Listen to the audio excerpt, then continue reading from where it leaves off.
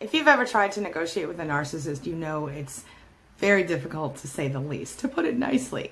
So today at queenbeing.com, we're going to talk about how to negotiate with a narcissist with some tips from a negotiation expert. All right, so let's get started.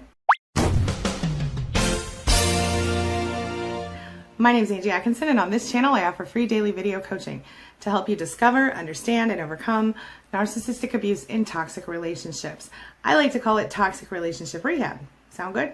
If so, hit that subscribe button and let's get going. If you've been watching my channel long, you know what a narcissist is already, so I don't need to go into a whole definition for you.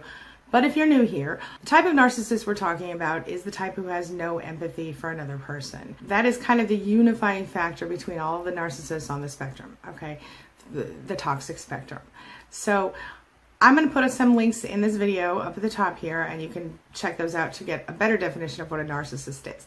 But in this video, we're going to focus on negotiating with a narcissist successfully. Now, these tips that I'm giving you, they come from Tanya Tarr, who is a negotiation expert, and this is from an article that she published in Forbes magazine, and I will link to that article in the description below. Okay, so here are 5 tactics she says that will help you create a career self-defense, and this can also work for you in your relationship, and I'll explain as we go. But the first thing you have to do is maintain your own integrity in that situation. So she says you want to conduct yourself respectfully when it's business related, of course. She says, and even when other people aren't conducting themselves professionally, do that. And I say especially.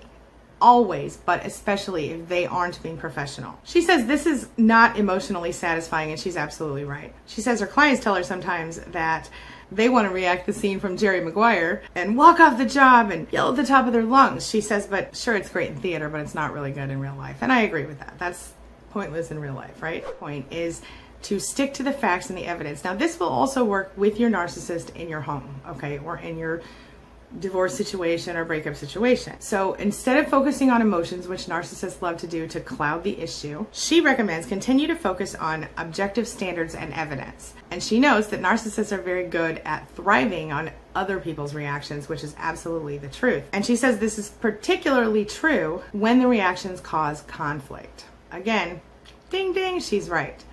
So if you stick to the facts, you minimize the potential for conflict. And the same is true business relationships as well as home relationships. If you stick to the facts and not the emotions, it's going to help. She cites things like life market value, industry standards, precedent, cost benefit, ROI, things like that. For me, I would say, document everything. I would say if facts are involved, show the facts. If the facts aren't involved, just stick to the basics. Steer clear of the emotions when you're negotiating with a narcissist as much as you can. Number 3, continue to collaborate. She says, treat the situation like a training exercise. Keep making collaborative suggestions. And she adds that the situation could be a dead end, but she says that doesn't mean the practice of generating solutions is a waste of time. She said it's highly marketable. That it's a highly marketable skill. In this case, if you're dealing with a narcissist personally, my suggestion is to collaborate with them in a way that helps them think they're in charge. So just like a child or an elderly person, if you give them the illusion that they're the boss of the situation, they will very often allow you to, they'll think that they're teaching you or that they're making the choices, but in reality, you're the one making the choices. If you're talking about parallel parenting, for example, one of my clients told me one time, she said, there is a little trick that I use with my ex, and it is basically I make him think that I want him to take our kid because I need a break. She says as soon as he thinks I want him to take our kid, I'm out. He doesn't take the kid. He leaves her hanging. Well, of course he does, because by leaving her hanging, guess what? She doesn't get what she wants, he thinks. So he thinks she wants a break. She doesn't really want a break. She wants her kid. And he then doesn't show up to pick up the kid when he's supposed to. The kid doesn't have to deal with the toxic environment. Everything is better. Everybody's happy. There's no drama. Will that work with every narcissist? Absolutely not. But it's something to consider and see how you can put it into your situation to benefit you and your life. Her 4th point, number 4, is to document everything. Now she says send follow-up emails, document how long it takes you to complete tasks you were given, particularly the unreasonable ones. She says take screenshots. She says don't do anything dishonest. So don't record telephone calls without telling them, because that could be illegal in your state. We just talked about this in our Life Summit interview earlier today with Detective Humphreys. She says, but do protect yourself by sending follow-up emails that summarize conversations. I would add to that, copy people. Copy the boss, copy other people who matter in that situation if you're at work. If we're talking about at home, I would add screenshots. I would say get one of those apps. I'll put a link up here to this in the cards. There will be a link for you to my video about the 7 apps that work for custody. I would say text messages instead of phone calls. I would say record with your phone.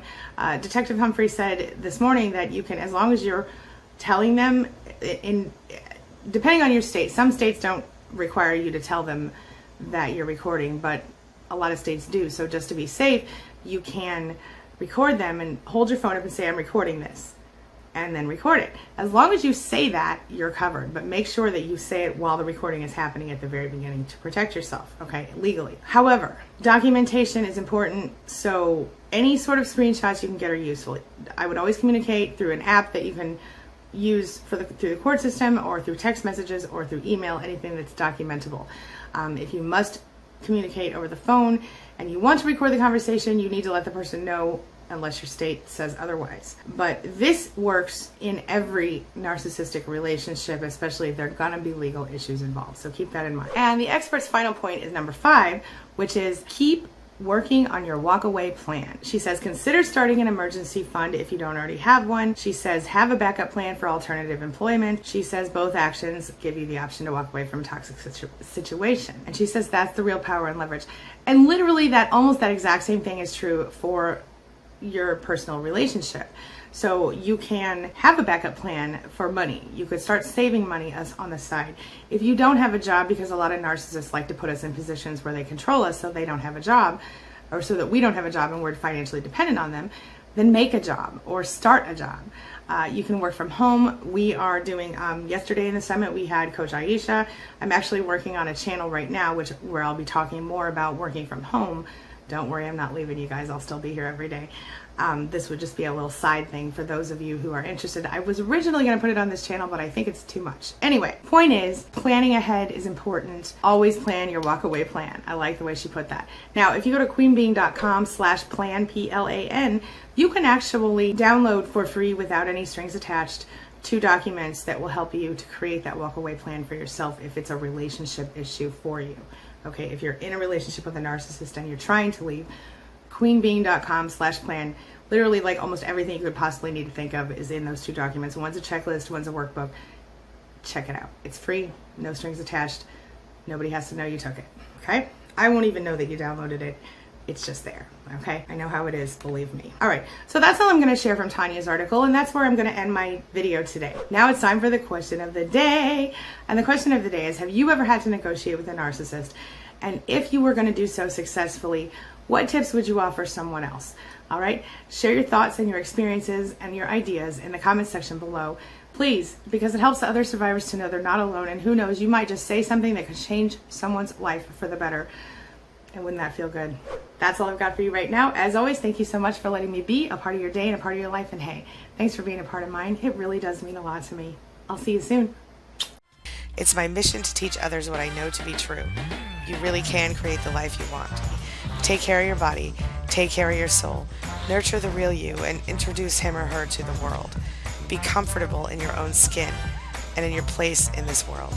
Take your spot, take it now, and the universe will take its cue from you. You feel me? If so, subscribe to my channel. Let's get it done together.